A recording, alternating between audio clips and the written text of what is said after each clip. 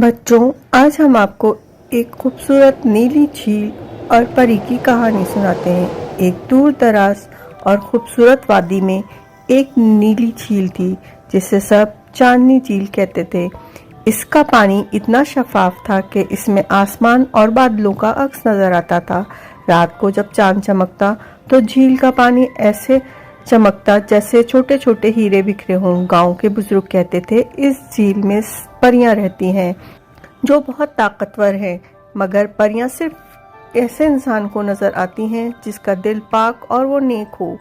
इस वादी में एक गरीब लड़की मेहरू रहती थी। वो रोज सुबह सूरज निकलने के बाद जंगल जाती, लकड़ियां काटती, शाम को उनको बेचकर अपने घर का खर्च पूरा करती। इसकी माँ अक्सर बीमार रहती थी, इसलिए इस घर के सब काम भी वो खुद करती थी। मेहरू के पास ना कीमती कपड़े थे ना जेवर, मगर उसके चेहरे पे हर वक्त मुस्कुराहट रहती।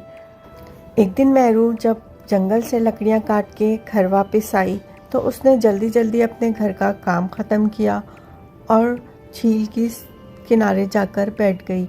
वो अक्सर झील के किनारे जाके बैठ जाती थी, उसे वहाँ बहुत सुकून मिलता था। इसी तरह वक्त गुजरता रहा और कुछ दिन बाद जब मेहरू एक दिन फिर झील के किनारे बैठी हुई थी तो उसके पास एक परी आई। मेहरू ने देखा कि परी उसके पास आई और उससे कहा कि मेहरू, तुम बहुत नेक और अच्छी लड़की हो, मैं तुम्हें एक तोहफा देना चाहती हूँ।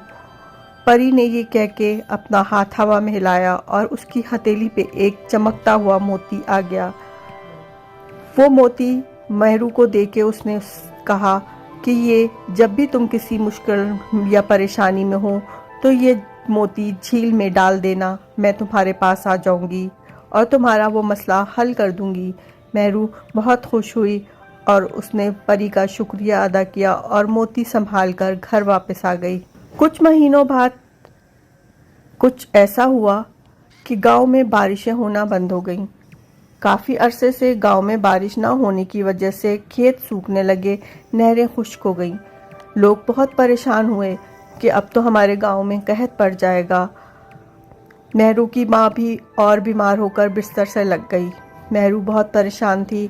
फिर उसको परियों का वादा याद आया। वो झील के पास जा पहुंची और अपने हाथ में पकड़ा हुआ मोती आहिस्ता से उसने झील में डाल दिया। जैसे ही मोती झील में डाला, झील में से एक परी नमूदार हुई। परी एक जादू की छड़ी अपने हाथ में ली हुई थी। परी से जब मेहरू ने कहा कि मैं बहुत परेशान हूँ, हमारे गांव में कहत पड़ने वाला है, हमारे खेत सूख गए हैं और हम काफ़ी अरसे से हमारे गांव में बारिश नहीं हुई। परी मुस्कुराई और अपनी छड़ी घुमाई। जैसे ही परी ने छड़ी घुमाई, आसमान पर ढेरों बादल आना शुरू हो गए और झिलमिल झिलमिल बारिश होना शुरू हो गई। मेहरू बहुत खुश हुई और वो भागती हुई गांव की तरफ गई। मेहरू ने देखा गांव के बच्चे और बड़े सब खुशियां मना रहे हैं और बारिश में नहा रहे हैं। खेत फिर से हरे भरे हो गए और दरख्तों पे फल आना शुरू हो गए। नहरों में ठंडा और मीठा पानी बहने लगा। गांव के लोग खुशी से झूमने लगे। गांव का कहत आहिस्ता आहिस्ता ख़त्म हो गया और सब कुछ पहले की तरह बेहतर होना शुरू हो गया। सब गांव वालों ने मेहरू का शुक्रिया अदा किया कि उसकी वजह से उनके हालात फिर से बेहतर हो गए। जैसे जैसे वक्त गुजरता गया, मेहरू के हालात भी बेहतर होना शुरू हो गए। उसकी माँ भी फिर से सेहतयाब हो गई। तो यूँ बच्चों, मेहरू की और परियों की दोस्ती आज भी बरकरार है।